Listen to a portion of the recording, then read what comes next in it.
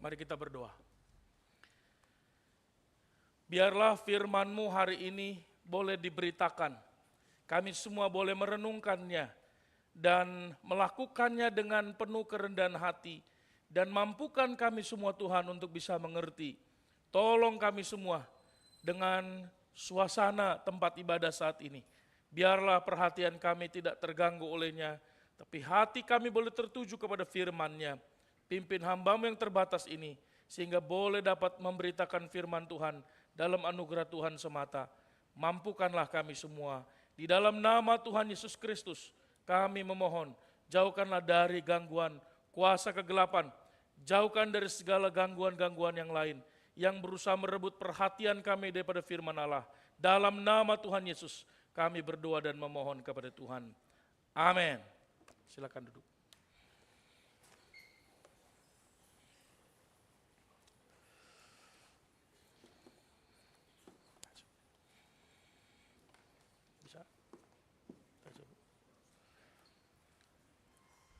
Shalom.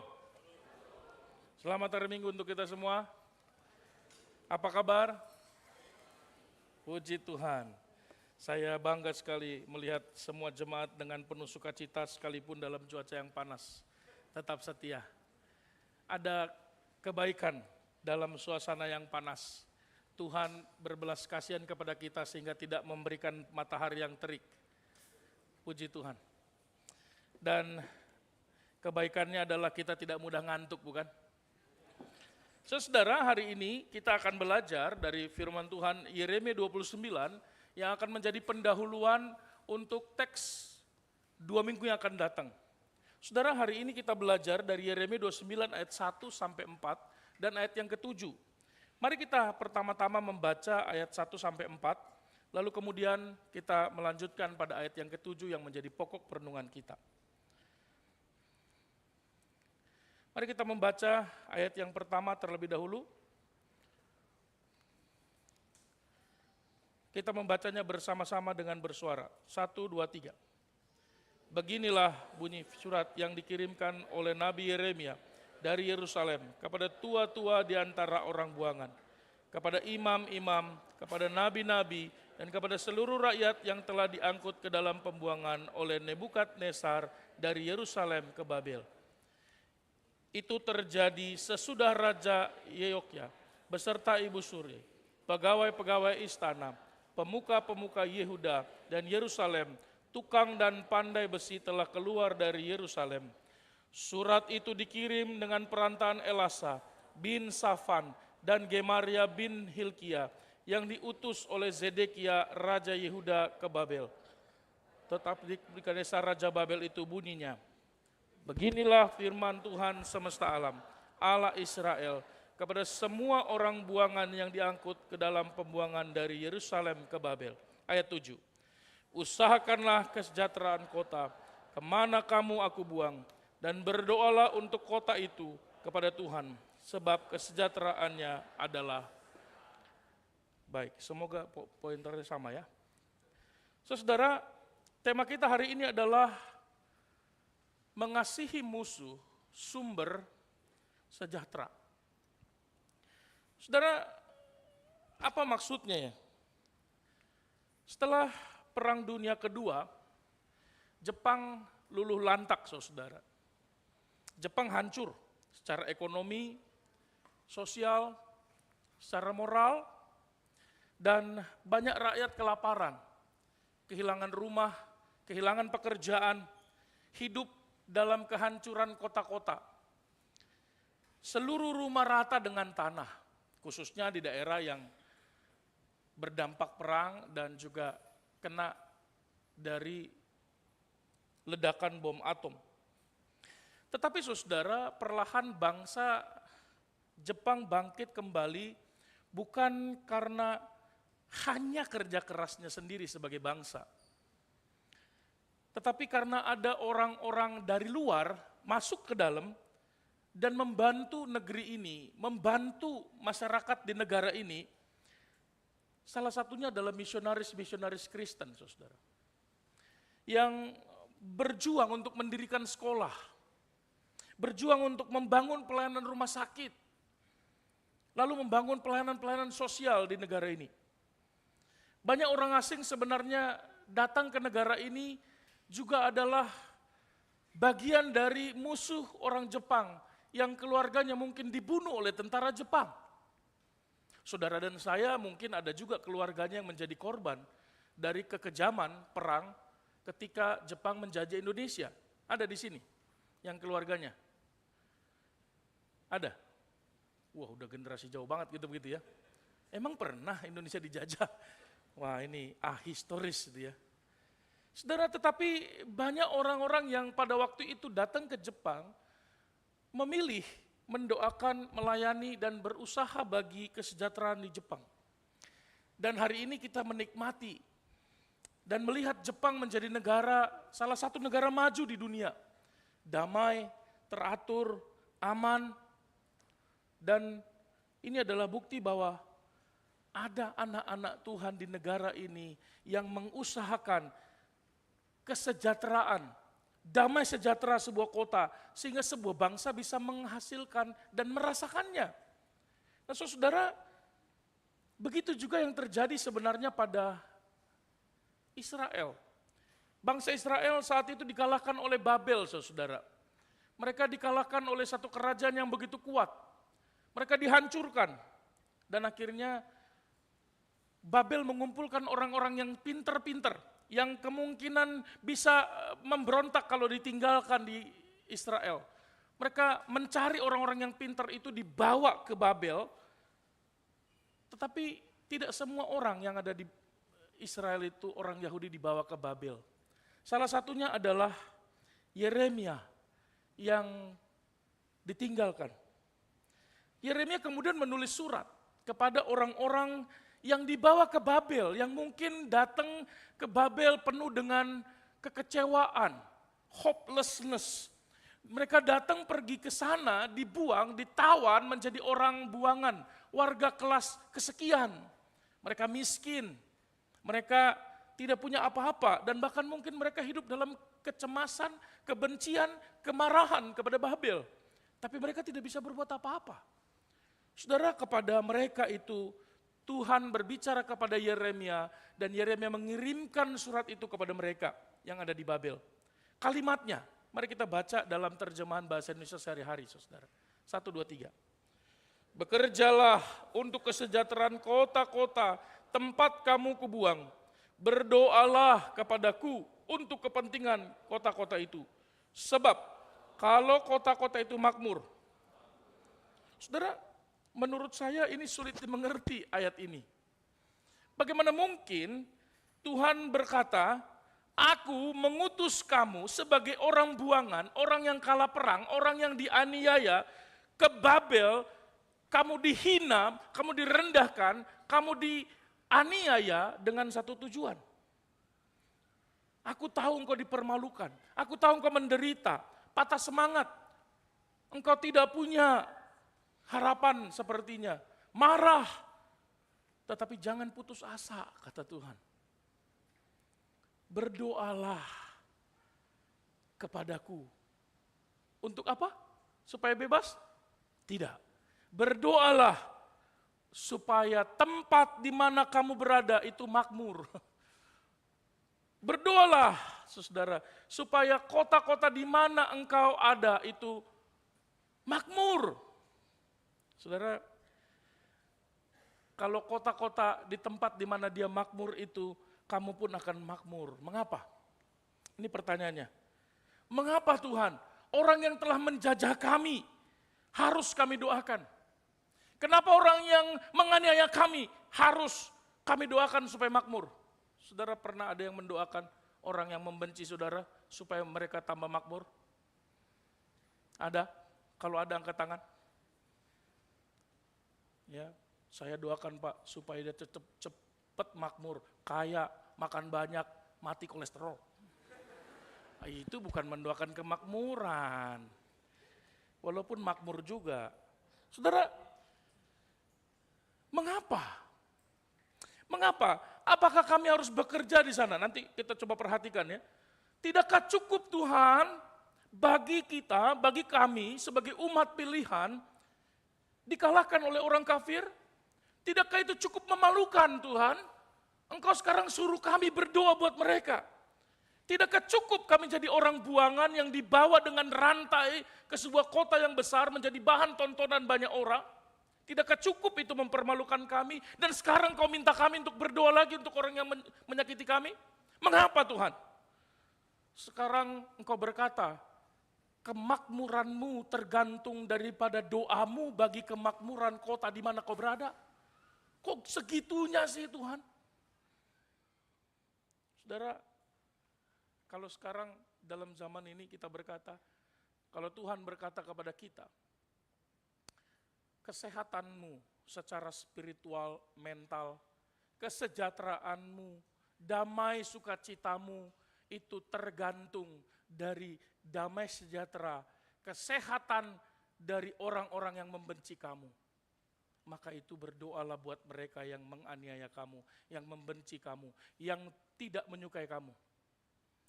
Karena kalau mereka sejahtera, kamu pun akan sejahtera. Saudara bisa terima itu? Bisa terima? Bisa? Ya dan tidak, Pak. Coba perhatikan saudara. Istilah kesejahteraan itu diulangi sampai 3 kali. Betapa pentingnya kesejahteraan itu. Tapi pertama-tama kesejahteraan itu paling penting untuk bangsa Israel, orang Yahudi, itu tergantung daripada kesejahteraan orang Babel. Istilah sejahtera di dalam bahasa Ibrani itu menggunakan istilah shalom, saudara. Apa? Shalom itu berarti damai sejahtera, tetapi shalom juga berarti berkat, diberkati, utuh, whole, penuh. Maka bicara ayat 7, dia bicara tentang apa yang ditekankan Tuhan kepada orang Israel, bahwa apa yang akan dialami oleh umat Tuhan, kita, itu tergantung dari apa yang kita usahakan. Jadi kalau kita mengusahakan damai sejahtera bagi orang yang tidak suka sama kita, musuh kita, yang menganiaya kita, yang mempermalukan kita, itulah yang akan kita alami. Itulah yang menjadi ikatan antara tempat di mana engkau ditaruh oleh Tuhan dengan apa yang kita kerjakan. Saudara, pertanyaannya kok bisa Pak? Babel yang adalah musuh Allah, musuh umat Tuhan, itu alami shalom, kemudian shalom yang dialami oleh musuh umat Allah itu menjadi shalom bagi umat Allah yang jadi budak di sana. Kok bisa? Tuhan menyuruh bangsa ini mendoakan supaya ada damai sejahtera, ada kesejahteraan, ada kemakmuran, ada sukacita di tengah bangsa yang menjajah mereka. Mereka tidak mengenal Tuhan, Pak. Mereka tidak menyembah Tuhan. Mereka justru menganiaya umat pilihan.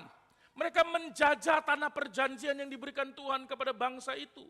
Mereka menghancurkan kota-kota yang dibangun oleh Tuhan dan umatnya. Menghancurkan bait suci, tempat yang sakral itu dirampok oleh mereka. Kok Tuhan masih belas kasihan kepada mereka? Kenapa? Kenapa Tuhan sebegitu kejamnya kepada umat Tuhan? Mereka melakukan banyak kejahatan terhadap umat pilihan Allah. Entah berapa banyak yang diperkosa, entah berapa banyak yang dibunuh, dikuliti dan seterusnya. Entah berapa banyak yang dianiaya oleh karena perbuatan Babel kepada Israel.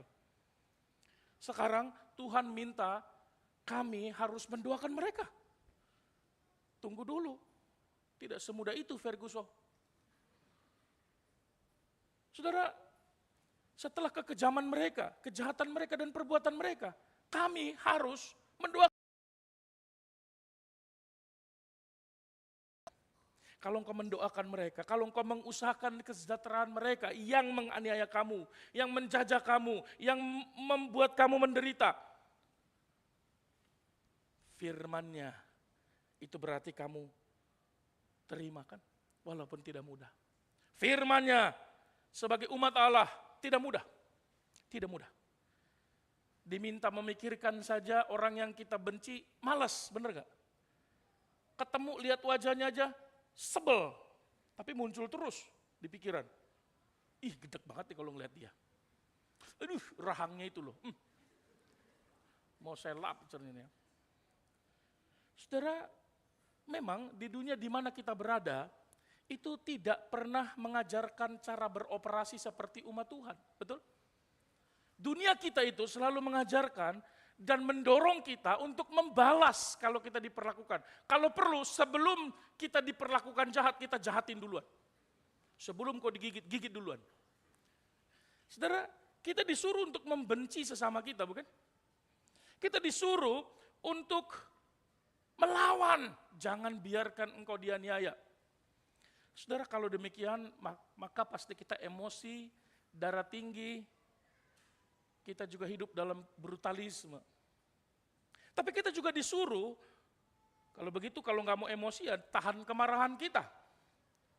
Jangan marah, luapkan emosimu ke tempat yang lain.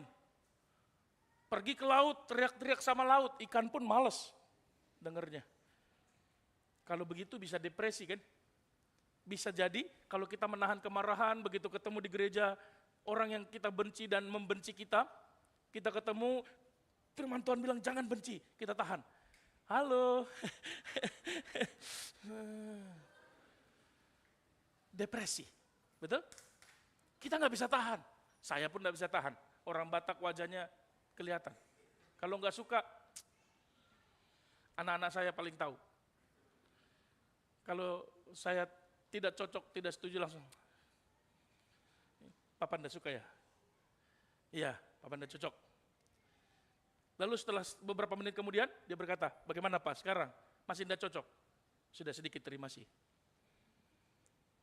Nah ini kutukan orang Batak mungkin ya. Karena wajahnya segi 5 kan gitu ya. Hanya saya saja mungkin, yang lain udah cakep-cakep gitu ya. Atau kita bisa melakukan hal yang ketiga. Kita bisa berdoa, meminta Tuhan memberkati mereka seperti yang diperintahkan Tuhan. Nah pertanyaannya, apakah hal ini mudah? Ya tentu saja tidak. Hal ini mustahil dilakukan? Tidak juga. Tetapi hal ini sulit? Iya pasti. Ini sulit diterima dan tidak mudah diterima. Itu sebab diberikan sebagai firman. Dikirim ke Babel. Saudara, supaya orang-orang Israel, orang-orang Yahudi di Babel bisa mendengar dan menerimanya. Kenapa susah? Kita nggak bisa menerima karena kita tidak bisa percaya, kita tidak bisa menyadari bahwa musuh kita itu datang dari mana.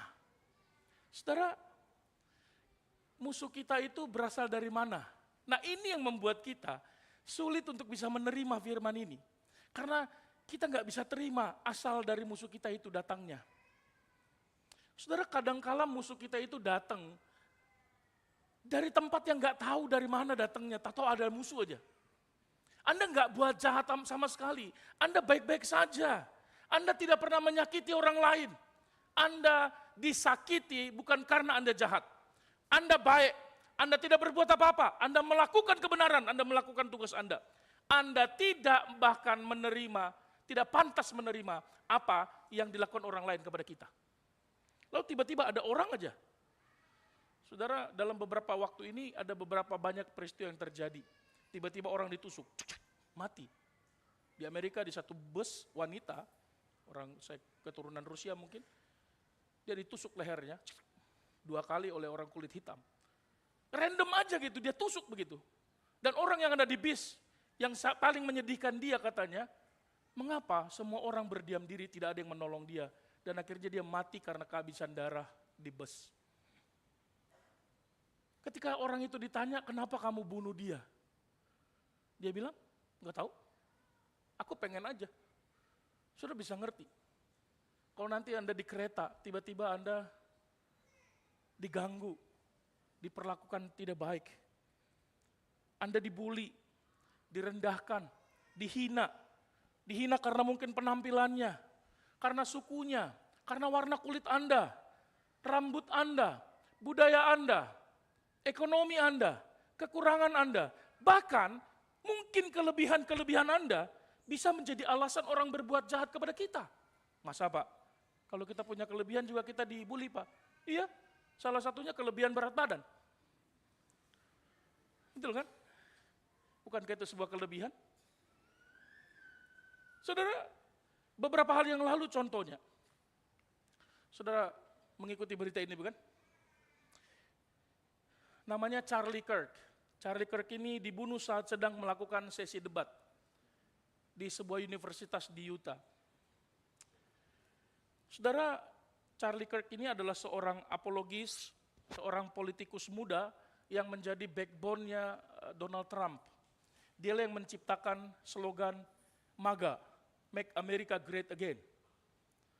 Dan dia banyak mempengaruhi universitas-universitas ternama di mana orang-orang pintar di sana berusaha mau memaksimalkan logikanya untuk hidup liberal dan melawan Tuhan. Dia datang, dia menggunakan slogan prove me wrong. Buktikan kalau saya salah, dan dia membuka sesi debat secara terbuka terhadap orang-orang yang menganut paham feminisme, yang berpihak kepada aborsi dan LGBTQ+. Dia habisi semua yang berdebat itu dan mempermalukannya dengan logika-logika yang sangat sederhana. Nah, banyak orang tidak menyukai dia. Usianya baru 31 tahun. Beberapa hari yang lalu dia berdebat, tiba-tiba orang menembak dia dari kejauhan dan akhirnya dia mati di tempat, kehabisan darah. Istrinya namanya Erika Kirk. Dua putrinya yang masih berusia 3 tahun dan 2 tahun. Istrinya sedih luar biasa dan berkata, kejahatan apa yang suamiku buat sehingga dia layak menerima pembunuhan ini? Bukankah dia hanya mau membuktikan bahwa Tuhan itu mengasihi semua umat manusia? Bukankah dia hanya mau membela pro-life supaya bayi yang bentuknya janin itu yang dianggap oleh orang lain itu sebagai sel, nggak apa-apa dibunuh. Dia katakan no, itu hidup manusia. Apa dosanya? Sambil menangis dan bersedih. Saudara, waktu saya mendengar dan membaca berita itu dan melihat videonya, ngeri benar memang. Saya membayangkan kalau saya yang mengalami posisi itu, betapa hancurnya hati keluarga kita, bukan? Kadang musuh datang menyakiti kita dari tempat yang nggak tahu, yang nggak jelas. Tetapi saudara, kadang musuh juga datang tidak dari tempat yang jauh. Dia datang dari orang terdekat kita. Teman-teman kita nongki bareng. Teman kita bersama-sama di lingkungan kerja kita. Teman gereja kita yang duduk di sebelah kita mungkin. Yang setiap waktu kalau pergi pokoknya BFF, best friend forever and ever, until die. Saudara, dia datang dari lingkaran persahabatan kita. Saudara, mungkin persahabatan kita itu seperti kepompong. Seperti lagunya Nikita ya. Siapa sih? Bukan Sherina ya. Persahabatan bagai kepompong. Saking dekatnya, eratnya, atau bahkan pasangan kita. Karena kita dia cocokkan. Tapi dari teks ini kita belajar saudara bahwa yang pernah terjadi pada umat Allah, yang tidak kita ketahui, tapi diizinkan Tuhan. Maksudnya apa? Pada tingkat tertentu, musuh itu diizinkan Tuhan untuk menghampiri kita, menghampiri Anda. Menyakiti Anda, memasuki dunia Anda di mana kita hidup. Kenapa? Tanpa alasan bahkan. Contohnya, saudara pernah membaca kisah Yusuf dalam Kejadian pasal 37 sampai 50 bukan? Yusuf ini dibenci oleh saudara-saudaranya. Makanya muncul ungkapan Yusuf kepada saudara-saudaranya yang terkenal itu. Apa itu? Dalam Kejadian pasal 50 ayat 20. Dia berkata dengan jelas apa? Engkau mereka-rekakan yang jahat terhadap aku, tapi Allah telah merekakan untuk kebaikan. Dengan maksud seperti yang terjadi sekarang ini, yaitu memelihara hidup suatu bangsa yang besar. Saudara tentu pernah membaca kisah Ayub. Ayub kehilangan semua hidupnya. Kapan Pak? bukan saat kehilangan hartanya. Dia kehilangan semua hidupnya ketika anaknya hilang, istrinya mengutuki dia dan berkata, udah cepat mati biar gue cepat kawin lagi. Begitu bukan? Kutukilah Tuhan dan cepatlah mati. Kenapa? Kalau dia nggak mati dia nggak bisa kawin lagi. Tapi dia nggak rela punya suami, borokan, kudisan, duduk di pinggir jalan dalam situasi berkabung. Dia punya sahabat, temannya, bestinya. Begitu dia miskin, temannya datang, katanya untuk menghibur, tetapi justru untuk menghakimi dia. Gak mungkin Tuhan kasih kau miskin dari kaya tiba-tiba kalau kau gak punya dosa. Udah ngaku aja, gak usah berkeras hati. Jangan keraskan hatimu Ayub. Ada gak teman-teman begitu? Datang bukannya menguatkan, malah menghakimi, membuat kesedihan kita makin dalam. Salah satu penafsir mengatakan inilah penghibur-penghibur sialan. Betul saudara, teman baik itu bestie. Bahkan dia gak percaya kepadamu. Sekalipun engkau berkata, aku gak bikin dosa apapun. Dari Ayub kita belajar bahwa musuh juga bisa datang dari lingkaran yang paling dekat dengan kita. Siapa? Istri, anak, mertua. Dari populasi survei yang dilakukan oleh BRC, kebanyakan pertengkaran tidak banyak terjadi antara menantu laki-laki dengan mertua perempuan atau laki-laki. Tapi kebanyakan terjadi menantu perempuan dengan mertua perempuan. Ini populasinya paling banyak. Jadi biasanya suami punya mama, itu lebih cenderung mudah bertengkar dengan istri dari anaknya. Kenapa? Mungkin dia merasa disaingi ya, mamanya. Apapun salah di matanya, apalagi kalau dia tinggal satu rumah. Masak yang biasanya dia di rumah biasa saja, dia mau bikin tumis daging, bawang putihnya dulu ditumis. Enggak, salah itu, daging dulu. Oke dia ikutin, kalau begitu daging dulu, begitu dia masukin daging dulu, salah. Harusnya tomat dulu. Pokoknya salah aja di matanya semua. Ayah dengan anak-anaknya juga bertengkar. Ibu dengan putrinya juga bertengkar. Istri dan suami bertengkar, bahkan bercerai. Dan seterusnya kita bisa sambungkan keluarga kita yang paling dekat. Kita bisa disakiti oleh orang yang terdekat dan kalau itu terjadi, lukanya dalam sekali saudara. Lukanya sulit disembuhkan. Karena bukan hanya dalam, perih, sedih, mendidih. Sakit sekali. Setiap kali membayangkan wajahnya, melihat foto pernikahannya, mendengar pertanyaan tetangganya, mana suaminya Bu? Hatinya mendidih saudara. Saudara, Tuhan Yesus sebenarnya pernah mengingatkan kita mengenai hal musuh ini. Mari kita baca sama-sama. Apa kata Tuhan Yesus? 1, 2, 3. Sebab aku datang untuk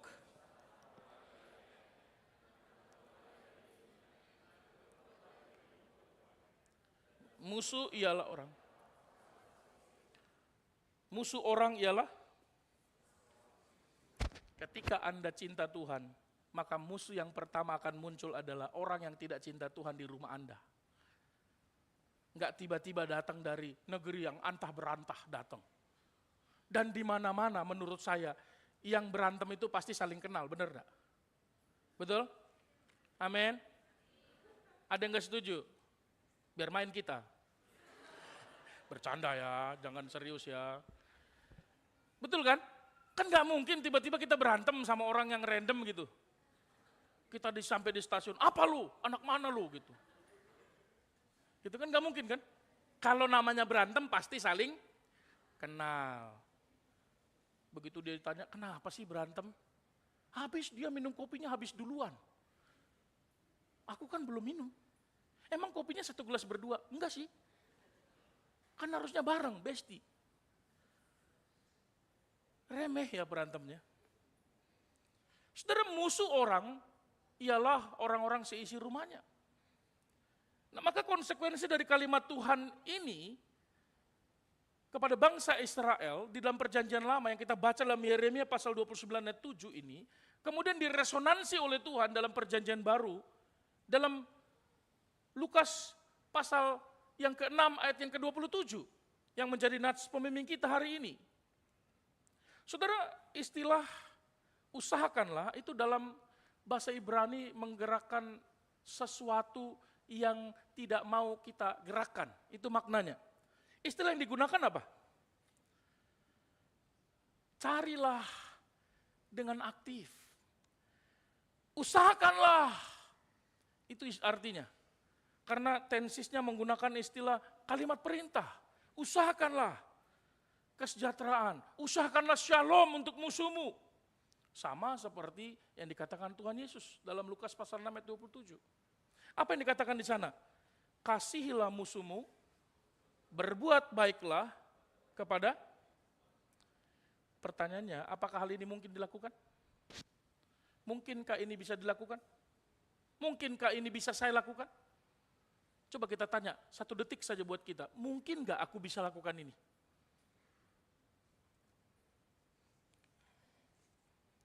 Mungkin nggak Tuhan? Kalau nggak mungkin maka ada keputusan lain harusnya. Keputusan itu bisa berjadi kita tetap menyimpan kemarahan itu, kepahitan itu, luka itu.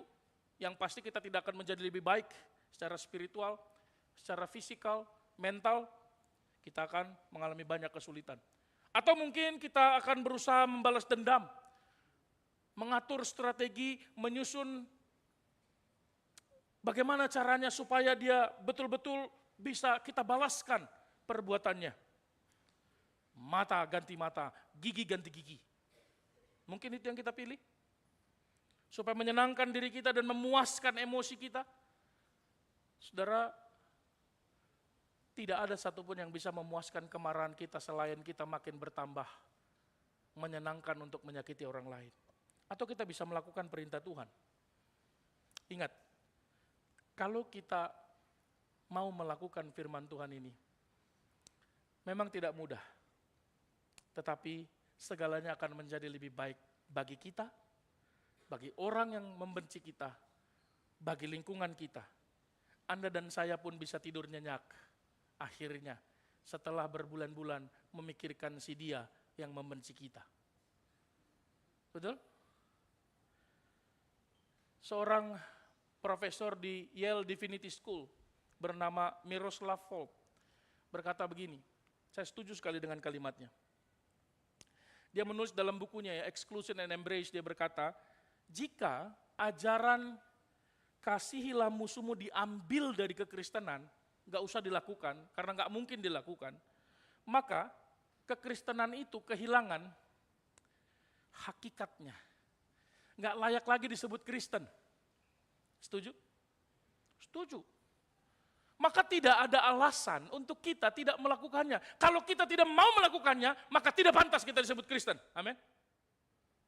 Karena ketika itu diambil ajaran itu, kasihilah musuhmu itu, kekristenan kehilangan meaningnya. Maka dia meaningless, useless. Saudara, lalu bagaimana caranya mengasihi musuh? Saya memberikan beberapa langkah dari firman Tuhan. Yang pertama, mari belajar berbuat baiklah, seperti yang dikatakan oleh Tuhan Yesus kepada kita. Berbuat baiklah bagi mereka. Saudara, berbuat baik itu apa? Berbuat baik artinya kita bertindak melampaui rasa sakit yang saya rasakan, yang dilakukan orang lain itu kepada saya. Saya mau melampaui perbuatan jahat itu dengan berbuat baik kepadanya. Ini berarti saya mulai belajar untuk melihat orang yang menyakiti saya dari sudut dan sisi yang berbeda. Bukan dari sudut dia menyakiti saya, tapi saya lihat dari sisi yang lainnya. Apa itu? Mengapa dia bisa menyakiti saya? Mungkin karena dia mengalami sesuatu yang membuat dia harus menyakiti orang lain. Dan saya mulai belajar mengerti, mungkin ya, itu dia tidak bermaksud menyakiti, tapi dia terpaksa harus melakukannya atau dia tanpa sadar melakukannya. Maka Lukas pasal 6 ayat yang ke-27 itu istilah yang digunakan lakukanlah itu menggunakan istilah ini saudara, poieo. Poieo itu, doing itu, itu mau bicara tentang apa? Berbuat itu bicaranya dalam tensisnya itu apa? Itu bentuknya perintah yang aktif saudara. Apa itu?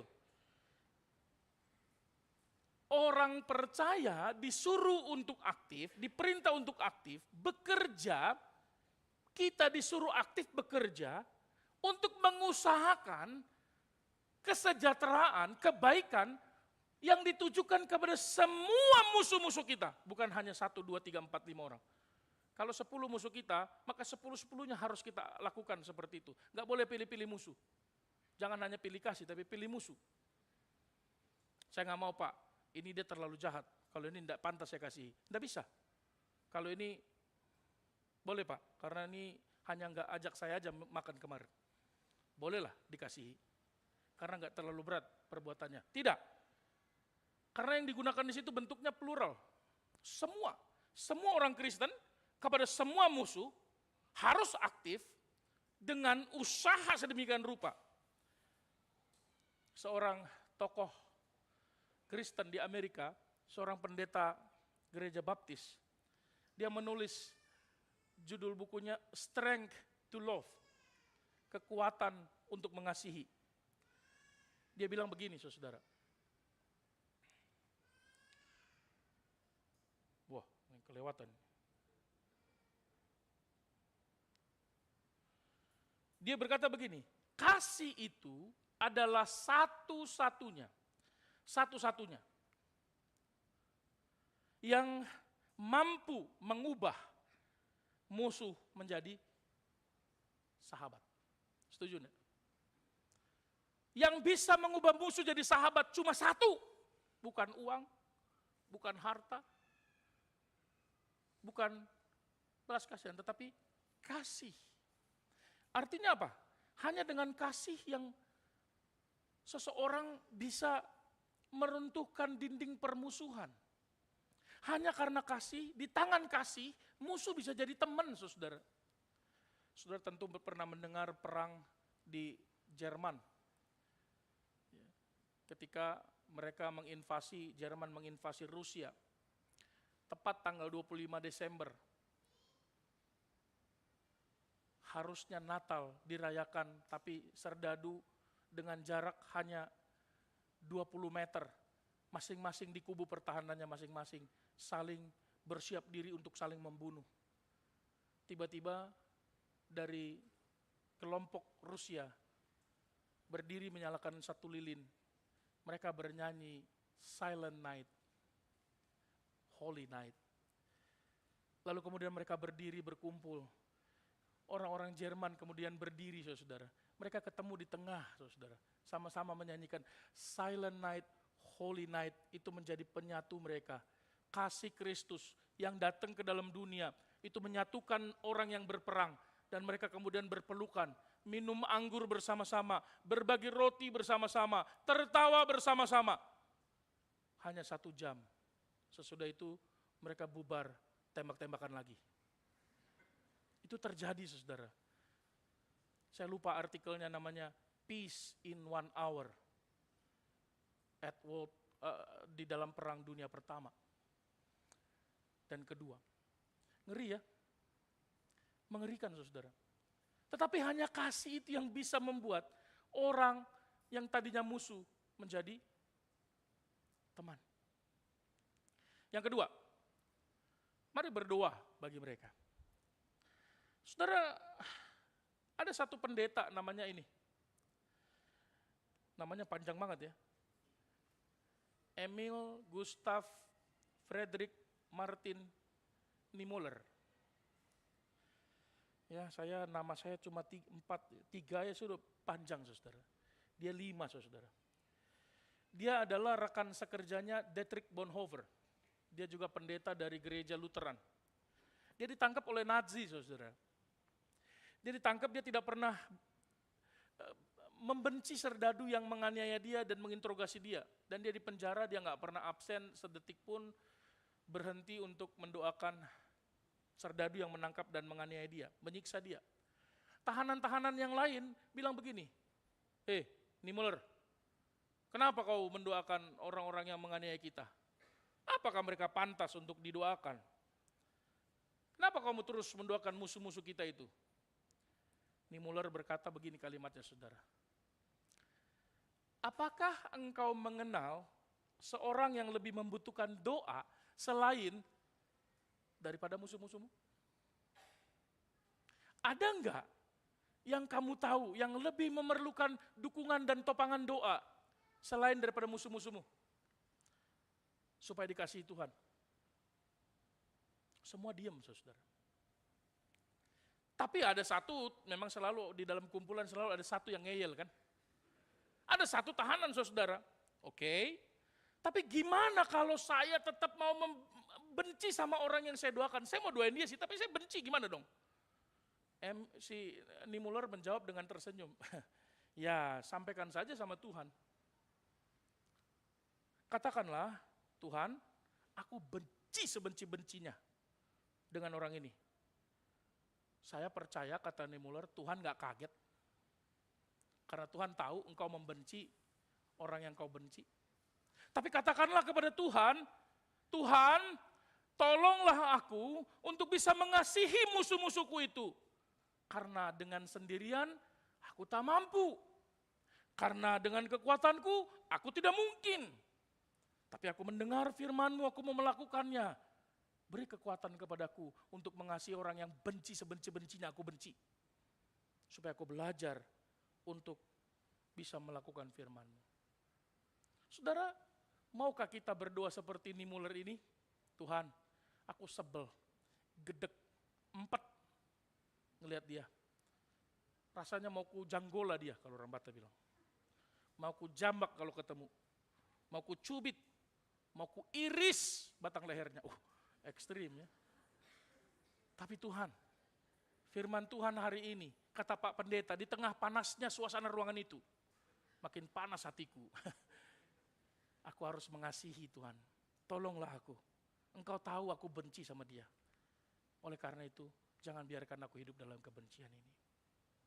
Saudara, jangan lupa, saudara akan diberkati kalau saudara mau memberkati orang yang membenci saudara dan menganiaya saudara. Yang terakhir, saudara, mari bersyukur atas musuh-musuh kita. Ada nggak yang bersyukur nambah musuh? Dan pulang ke rumah dengan penuh sukacita. Puji Tuhan, Mak. Hari ini nambah musuhku, Mak. Ada? Pulang gereja gitu. Happy kali aku, Pak. Bukan hanya temanku dapat, musuhku tambah. Ada yang begitu? Kok aneh, Pak, bersyukur untuk musuh? Saudara gini, saudara. Tuhan seringkali mau melakukan penjangkauan dan memenangkan jiwa-jiwa itu dengan cara yang di luar nalar kita, saudara. Dia seringkali mengutus umatnya itu ke tengah-tengah orang yang terhilang, seperti kita inilah. Tuhan utus kita dengan cara Tuhan. Apapun motivasi kita ya. Mungkin ada yang karena motivasi ekonomi, karena motivasi studi, karena motivasi pernikahan, karena motivasi ya pengen jalan-jalan misalnya. Tapi overall kita semua ada di negara ini untuk apa? Untuk menjangkau orang-orang yang terhilang itu. Dan Tuhan bawa ke sini. Makanya udah benar visi gereja kita. Menjadi komunitas murid Kristus di Jepang untuk menjangkau yang salah. Menjadi komunitas murid Kristus di Jepang yang diperlengkapi untuk menjangkau yang terhilang. Udah benar kan? Para pendiri gereja kita punya visi ini. Lalu gimana Pak kalau saya nggak mau pergi? Tuhan mau utus saya nggak mau pergi gimana? Boleh? Boleh, tapi tetap Tuhan utus. Kalau nggak mau gimana? Tuhan paksa. Makanya kalau saudara membaca Kisah Para Rasul, saudara menemukan namanya misi terpaksa para rasul. Bukan rasul yang pergi, tapi jemaat gereja mula-mula. Karena para rasul maunya apa? Berdoa, PA, baca Alkitab, di rooftop, lalu makan-makan. Kan? Jemaat juga begitu kan? Bagi-bagi roti, makan. Di mana besok di mana kita PA? Di rumah si A. Ayo sana makan, bagi pesta. Makin banyak orang kan? Makin banyak.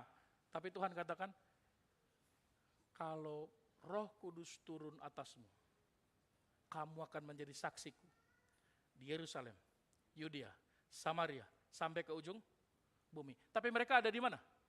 Yerusalem terus. Makanya Tuhan bangkitkan satu raja yang jahat, namanya Kaisar Nero. Bubar ini semua. Yang tadinya senangnya kumpul-kumpul sekarang bubar. Ngapain mereka bubar? Memberitakan Injil. Mungkin ekonomi menjadi dasar Tuhan untuk membawa kita ke sini, untuk memberitakan firman Tuhan dan menjadi kesaksian buat banyak orang melalui perawat, kensusei, studi, pekerjaan, whatever. Tapi itu yang dilakukan Tuhan melalui Yunus, bukan? Yunus nggak mau kan? Dia hesitasi kan? Tapi Tuhan kejar terus. Dia merepotkan banyak orang. Atau dengan sederhananya Tuhan mau bilang apa? Kamu memang dibuang ke Babel sebagai tahanan, hai orang Israel. Karena kamu gak taat. Tapi dibuangnya kamu ke Babel bukan hanya sekedar hukuman. Engkau adalah misionaris yang kuutus ke negeri yang tidak mengenal Tuhan. Maka aku ingin kamu bukan hanya menangkap kesulitannya. Aku tidak ingin kamu hanya menangkap penderitaannya, tetapi juga menangkap maksud Tuhan ketika ada musuh yang menghadapimu. Supaya engkau bisa menjadi berkat di Babel. Sekarang kita balik ke masa kita.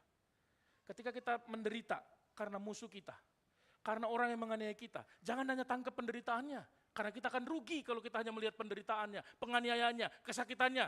Lihat di balik penderitaan itu, Tuhan sedang mau memakai Anda yang dijadikan musuh oleh musuh Anda untuk menjadi berkat bagi dia. Alat Tuhan untuk menjangkau dia.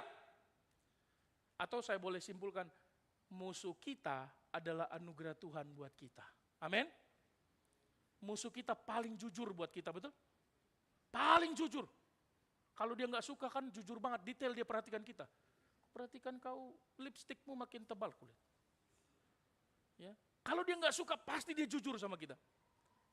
Maka kita bersyukur karena Tuhan mengizinkan ada musuh kita. Walaupun kita mungkin tidak menyadarinya.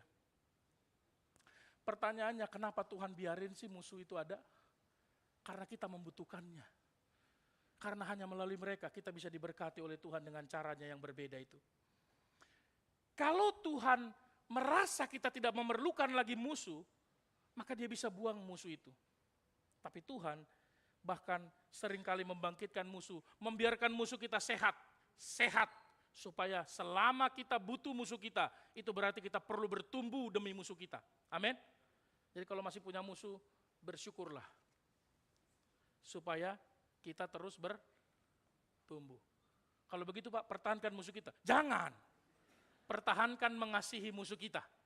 Supaya musuh kita bisa kita jangkau, sehingga bisa dibawa kepada Allah. Nanti musuh kita habis gimana Pak? Jangan khawatir, nanti Tuhan bawa musuh yang baru. Ya. Musuh hari ini cukuplah hari ini.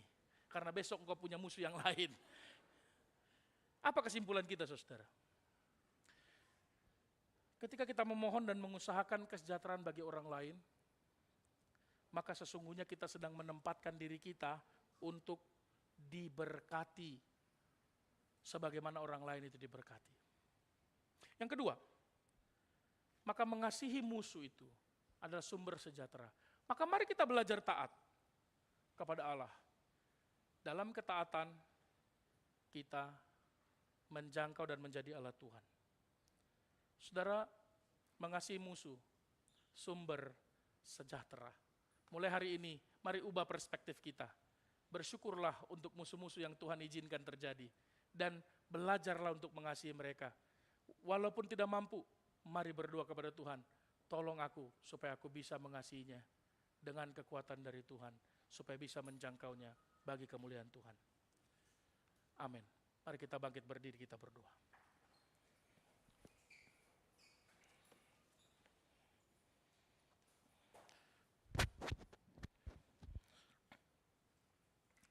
Tuhan, kami bersyukur untuk semua kebaikan yang Tuhan berikan kepada kami.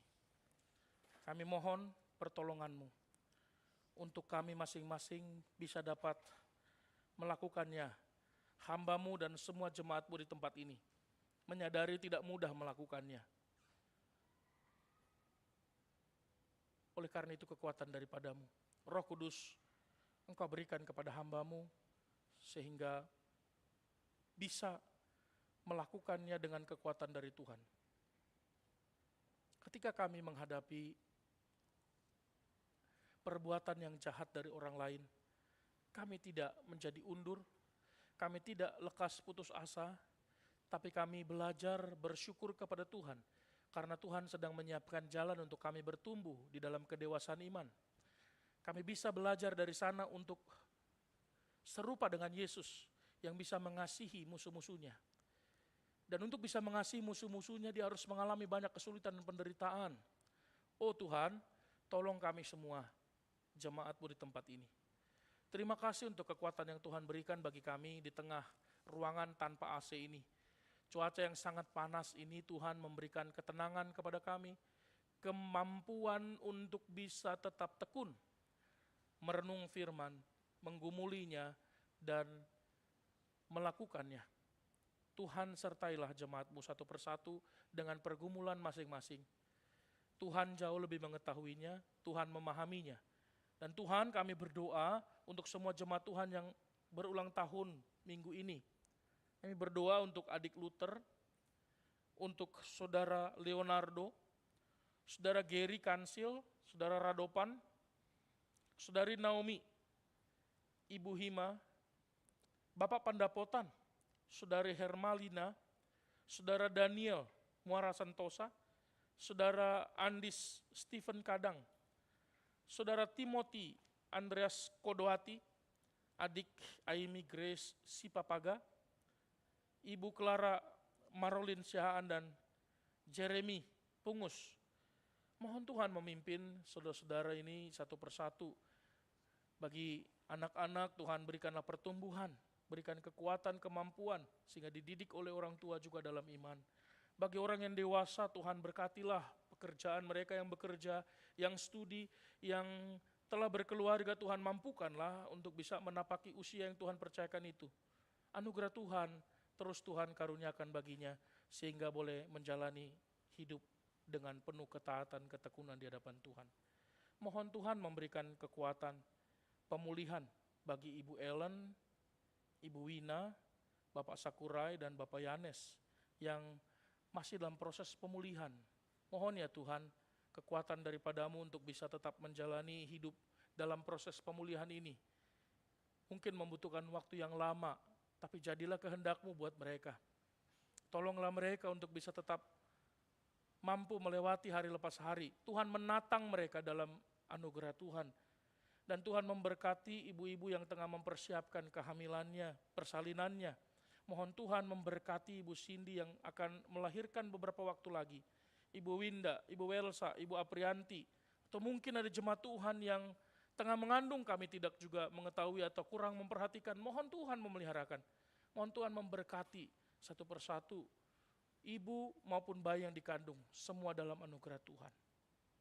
Tolong Tuhan yang mengalami banyak duka, yang mengalami aniaya, yang mengalami kekerasan, menjadi korban kejahatan, Tuhan berbelas kasihan kepada keluarga mereka yang ditinggalkan. Mohon Tuhan memeliharakan, menolong, dan memberkati satu persatu seluruh jemaat-Mu yang tidak bisa hadir. Tuhan pimpinlah. Terima kasih Tuhan, kami menyerahkan seluruh hidup kami ke dalam tangan-Mu. Kami mau berdoa sebagaimana Engkau mengajarkan kami berdoa. Bapa kami yang di sorga, dikuduskanlah nama-Mu, datanglah kerajaan-Mu, jadilah kehendak-Mu di bumi seperti di sorga. Berikanlah kami pada hari ini makanan kami yang secukupnya, dan ampunilah kami akan kesalahan kami, seperti kami juga mengampuni orang bersalah kepada kami. Dan janganlah membawa kami ke dalam pencobaan, tapi lepaskanlah kami dari jahat. Karena Engkau yang punya kerajaan dan kuasa dan kemuliaan sampai selama-lamanya. Amin.